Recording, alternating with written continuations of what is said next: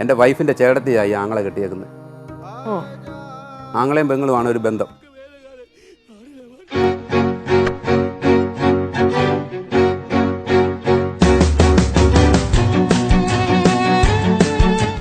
ആങ്ങളെയും പെങ്ങളുമാണ് ഒരു ബന്ധം. ഇവരും അമ്മ രണ്ടും അച്ഛനൊന്നും.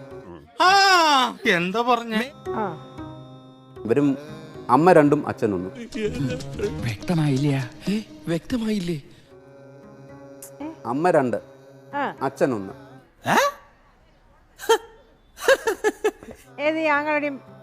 എന്റെ വൈഫിന്റെ എന്റെ ആങ്ങളുടെ അച്ഛൻ ഒന്നാ. അമ്മമാര് വേറെ. അപ്പൊ അതിലൊരു പെണ്ണിനെയാണ് ഇവൻ കെട്ടിയേക്കുന്നത്. നീ എന്ത് തേങ്ങയാടി പറയുന്നേ? എനിക്കൊന്നും മനസ്സിലാവുന്നില്ലല്ലോ.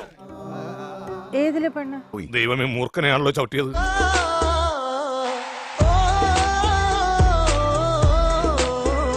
എന്റെ വൈഫിന്റെ ചേട്ടത്തിയെ കെട്ടിയേക്കുന്നത് എന്റെ വൈഫിന്റെ ആങ്ങളെയാ.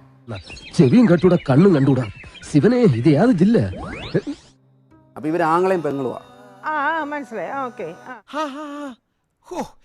അത് മനസ്സിലായി. ആങ്ങളാന്ന് പറയുന്നത് ശരിക്കും പറയണെങ്കിൽ ചേച്ചിയുടെ ഭർത്താവാണ്.